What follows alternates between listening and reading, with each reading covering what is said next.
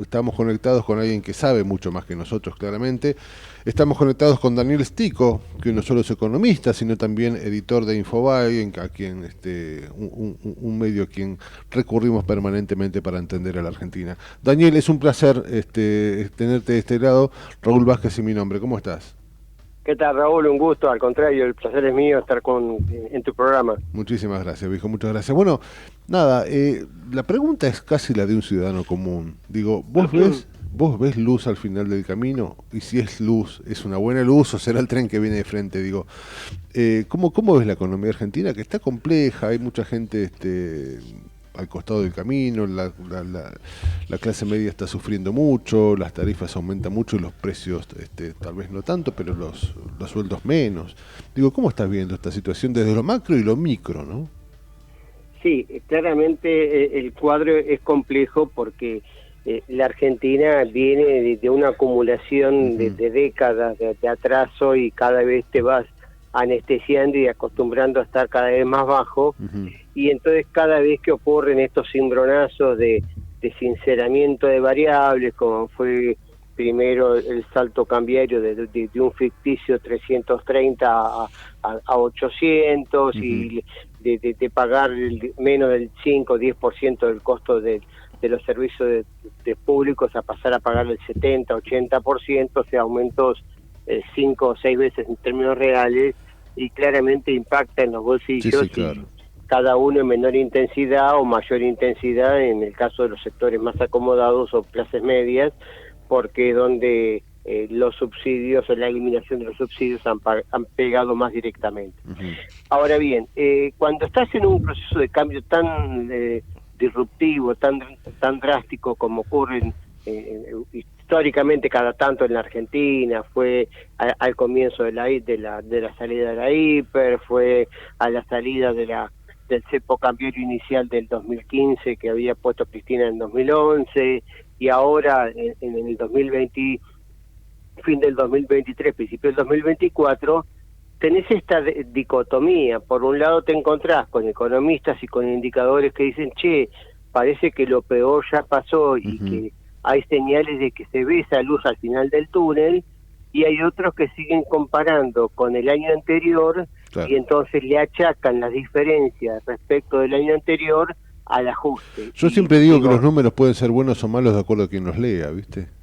claro, ¿y cómo se lean y con qué Claro. intencionalidad? Porque si yo comparo el gasto público, que es lo usual, y a veces analistas internacionales expertos como Andrés Malamud, por ejemplo, cometen en mi juicio inocentemente, porque no son del palo, por lo que fuere, el error de decir, bueno, si julio las jubilaciones perdieron en términos reales 30%, o sea, ajustado por inflación, perdieron 30%, le achacan esa caída al gobierno actual que ingresó el 10 de diciembre. Y vos estás metiendo julio, agosto, septiembre, octubre y noviembre, 5 meses del gobierno anterior. Entonces digo, no, comparalo, si vamos a hablar del gobierno actual, compararlo con noviembre, qué recibió en noviembre y cómo estamos hoy. Entonces ahí es donde te aparecen las diferencias.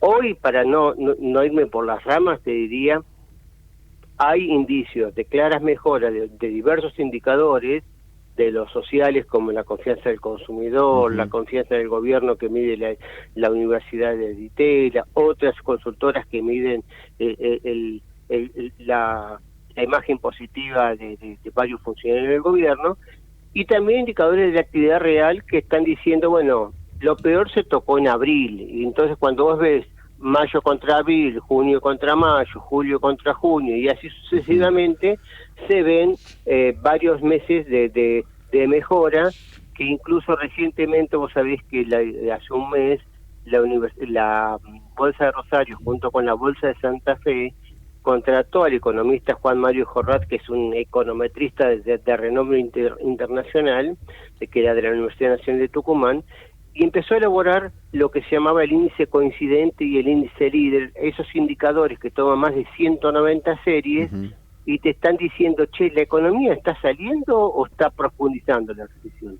Y le da hace 4 meses que está saliendo, pero lentamente. Bueno, es una buena mirada. Vos sabés que para septiembre, ya metiéndonos un poquito en el presente y en el futuro, las expectativas están puestas en la baja del impuesto país, ¿no? Que claramente ha sucedido y es algo que realmente es una muy buena noticia, que esto rige desde ayer, ¿no?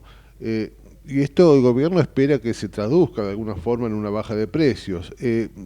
¿Cómo ves eso? ¿Puede suceder o no? Porque al mismo tiempo, como uno plantea una cosa, está la otra, que es la electricidad y el gas ha aumentado un 4%, el agua casi un 5%, un 3% a nivel nacional el tema de los combustibles, bueno, es un 7% en la ciudad de Buenos Aires, las prepagas entre un 4 y un 6, digo, uno se pone a pensar, bueno, ¿quién ganará, no?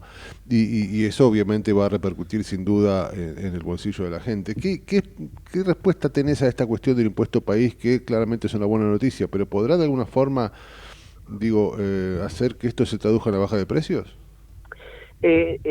Digamos, se va a traducir en la baja de muchos precios, ya lo estamos viendo en el caso de las automotrices, que por ejemplo no solamente bajaron por el impacto, por la incidencia que tiene el componente importado, tanto en los productos de fabricación nacional como en los que son 100% importados, sino también porque, lo advertía muy bien Horacio Alonso, un periodista de ámbito financiero histórico que analiza el tema autos, que si bien en la incidencia inicial de la baja del precio del impuesto país sobre los autos fue en ese caso del 2%, el hecho que esa terminal haya decidido no aumentar cuando, como vos bien decías, venía aumentando a un ritmo del 4%, implica en los hechos una desaceleración del ritmo de aumento de precios de casi el 7%. Claro. Porque aparte, vos sabés que cuando se hacen los precios, vos le agregás hasta ahora le agregabas el 17,5% del impuesto país, y sobre eso le recargabas el IVA, y sobre eso le recargabas ingresos brutos. Entonces, no es que vos decís, a ver, las importaciones en Argentina, ¿cuánto representan? 15% o 20%. Bueno, entonces si vos bajás 10 puntos el arancel de importación, que era el impuesto país, básicamente, era un paralelo a un arancel, no solamente te baja en ese 1,5 o 2, sino también en la cadena que lleva el que viene detrás, claro. Entonces, va a haber baja de precios y va a haber desaceleración del ritmo de precios. Ahora bien, para completar la idea, Raúl, la inflación es un promedio generalizado de precios de la economía. No es que todos los precios, como bien decías vos, hay tarifas de tanto de servicios públicos como privados que están ajustando al ritmo del 4, combustibles, etcétera, pero hay otros que no se mueven. Por ejemplo, en el caso yo te digo personal, y no es bueno las referencias personales, pero sí, creo que es válido el ejemplo. Yo contrato el garage para dejar el auto. Sí. Bueno, me aumenta cada 3 meses, no me aumenta todos los meses. Sí, a mí me pasa igual, sí. Entonces, el mes que te toca es uy, che, la pucha, me montó 15%. Sí, a mí me tocó después, estoy desesperado. Claro, porque se fue a las nubes. Sí. Pero hace 2 meses que no aumentó y ya me dijeron, che, ojo, en septiembre no aumentó, pero en octubre te voy a aumentar. Y ya estoy esperando un 12, un 15. Entonces, como hay productos que suben, hay otros que no, hay otros que son estacionales, como los productos frescos, de hortalizas, legumbres, frutas, carnes, etcétera, el promedio le está dando a los economistas que agosto terminó por debajo del 4 y que septiembre, con estos aumentos, este efecto del impuesto país y que se va atenuando la desaceleración de inflación que se va realimentando, vendría por debajo del también del 3,5. Entonces, uno dice, che, pero hace 2 meses las consultoras privadas del REM, del famoso relevamiento del Banco Central, decía que el gobierno ya llegó a un piso, que no va a poder bajar más la inflación del 4,5, y estamos cerrando agosto por debajo del 4. Entonces, es muy complejo decir, pero claramente se está avanzando en la línea que el gobierno está fijando, pero con un costo en el cual la salida de la recesión es lenta, y por lo tanto aquellos que estábamos acostumbrados a ir a comer afuera una vez por semana o cada 15 días, y ya hace 3 meses no, olvídate, eso está claro. Sí. También es importante decir, Daniel, que no hay que soslayar, digamos, no hay que dejar de lado de dónde venimos, ¿no? Venimos hasta diciembre del año pasado en una espiral completamente complejísima y veríamos de un desvarío tremendo y quién sabe dónde estaríamos hoy. Eso también es cierto, hay que tenerlo en cuenta. Digo, la situación es compleja, la situación es dura, pero bueno, uno mira hacia atrás y lo que veía era un futuro complejo, ¿no? Eso también hay que tenerlo presente, ¿no? Claro, por eso digo, está todo, yo creo que se está en la buena senda, pero hay mucha resistencia de muchos sectores afectados por las desregulaciones, porque se van cerrando kioscos, etcétera, y por ese sesgo de a veces meter la política y engañar. Fíjate lo que está pasando con el tema jubilado. Sí. Los diputados como Caña, como Martín Tetaz, etcétera, siguen hablando que el gobierno le debe a los jubilados el 8% de la inflación de enero, porque en enero fue 20 y la compensación que dio en abril fue del 12,5. Y no leen que desde abril hasta septiembre inclusive, el gobierno absorbió con creces ese 8,5, porque fue dando aumentos muy superiores Los bonos, ¿no? a la inflación presente. ¿Por qué? Porque esta fórmula transitoria, hasta que haya una nueva reforma previsional en serio, que te ajusta la inflación por 2 meses antes, y que esa inflación de 2 meses antes fue más alta que la presente, te va recortando esa brecha. Entonces siguen insistiendo con que el gobierno ajustó a los jubilados, que el 30% del ajuste fiscal que hizo para obtener el superávit fue a costa de los jubilados, y no es verdad, porque cuando comparás los niveles con respecto a noviembre, las jubilaciones subieron 5% para los que ingresaron con aporte genuinamente, y apenas cayó 2% para los que entraron por moratoria si no hicieron aporte, porque el bono quedó congelado en 70.000 pesos. Sí. Y el promedio te da un aumento del orden del 2%, o sea, mínimo, es miserable. Claro, igual no sigue siendo nada, pero... igual sigue siendo miserable, y bueno, los jubilados es una historia lamentable de nunca acabar. Y esto que estamos hablando lo pones en el año 60 y pasa lo mismo, digo, estamos... Exactamente, por eso, porque tenemos legisladores que en lugar de preocuparse por decir, bueno, a ver, ¿cuál es el problema de raíz de la jubilación? Claro. El problema de raíz de las jubilaciones, uno, es que entraron por la ventana 3,5 millones de personas que tendrían que haber ido a rentas generales y no a pagar a la cuenta del ANSES. De manera que el ANSES solo se ocupara de pagarle, según lo que recauda, a los que ingresaron genuinamente después de más de 30 años de aporte, la edad cumplida, etcétera.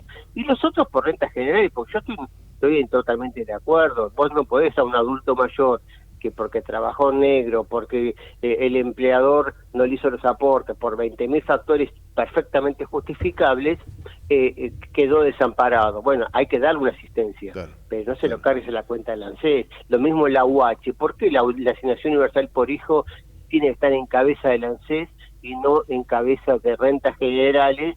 Y que vos digas, bueno, muchachos, decidan, obra pública, financiamiento de las universidades, jubilados, o mejor dicho, adultos mayores sin recursos y niños indigentes.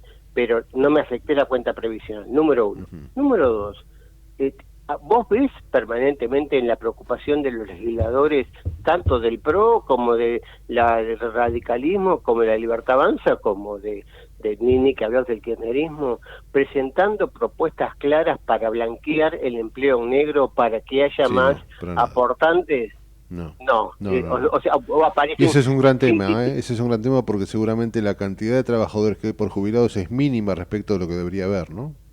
Es claro, porque fíjate que más allá de que Cristina Fernández fue una de las primeras que vetó el 82% móvil, si vos entre empleador y trabajador aportás 27% de la nómina salarial y tenés para pagarle a los jubilados 80% o 70% de su haber de un trabajo equivalente cuando estaba en la vida activa, necesitas por lo menos 3 aportantes por jubilado. Y hoy está en 1,3, 1,4. Claro. Ese es el bache que hay. Tremendo. Entonces lo que hay que hacer es generar incentivos para blanquear la economía, para que haya más aportantes, para que el costo laboral sea tan mínimo que sea atractivo blanquear trabajadores y bueno, todas esas reformas no aparecen en la agenda, ¿no? Tal cual. Te hago la última y te agradezco muchísimo por este rato que nos ayuda mucho a comprender la economía. Me pongo del otro lado al mostrador, ¿no? Digo, hay un aspecto que es importante, que tiene que ver en la economía, que tiene que ver con la recuperación del salario, ¿no? Que es un aspecto, me parece, para analizar. Yo creo que hay actividades que están muy, pero muy rezagados, y tal vez otras, me pongo a pensar en bancarios, tal vez, no quiero ser injusto, petroleros, qué sé yo, que en una de esas sufren menos el castigo, pero digo, es algo para analizar, ¿no? Tal cual, porque de nuevo, como con la inflación, con el tema salarial pasa lo mismo. El presidente lamentablemente está cayendo en la retórica interesada, como decía John Galbraith, un destacado economista, y habla de que los salarios están recuperando la economía. El salario promedio se está recuperando, claro, que vos bien decís, está focalizado en camioneros, en bancarios, petroleros, camioneros, sector energético, y sector energético, e incluso si quiere personal doméstico, porque tiene un gremio muy fuerte que logra aumentos que vos decís, che, pero las familias que tuvieron planteando personal doméstico, no les está aumentando los ingresos como vos me pedís que le aumente a la empleada cada trimestre. Bueno, lo mismo con entonces, el SUTER, ¿no? Es un gremio muy fuerte. Exacto, que es muy fuerte. Y que yo no he visto a ningún consorcista, ningún representante de los propietarios individuales hogareños representados. Pero por otro lado, como vos bien decís, te encontrás la gente que trabaja en el comercio, en el turismo, el periodismo mismo, claro, en hotelería, obviamente. Hay muchas textiles, hay muchas actividades que los salarios están muy, pero muy rezagados. En el sector periodístico te diría que están como 50% abajo. O sea, se hizo puré. Entonces, el promedio te dice, mira, si en la mesa somos 3 y el consumo de pollo es de 1 kilo por promedio por persona por mes, y vos decís, che, probablemente me encuentre con que uno de los 3 consuma 2 y los otros 2 consuma medio o uno no consuma. Entonces, esa es la distorsión de los promedios, con lo cual coincido contigo que es válido que haya mucha gente que diga, yo todavía no la veo porque todavía no me llegó. Pero la realidad es que, como te decía al principio, tanto indicadores de actividad como indicadores de confianza del consumidor, como indicadores de confianza en el gobierno, etcétera, están dando que el promedio está mejor, bastante mejor que hace 3 o 4 meses. Quiere decir que hay una señal positiva y lo importante es alimentarla para que se consolide, ¿no? Nos quedamos con eso, querido Daniel. Ha sido un enorme placer contar con tu opinión y tu palabra, y seguramente volveremos a molestarte. Sos muy claro y realmente es interesante escucharte. Así que mil gracias, querido amigo. Igualmente para vos por llamarme, así que tengas buena semana. Muchas gracias, Raúl. Muchas gracias. Era Daniel Estico, economista, editor de Infobae, dando su mirada sobre esta economía tan difícil.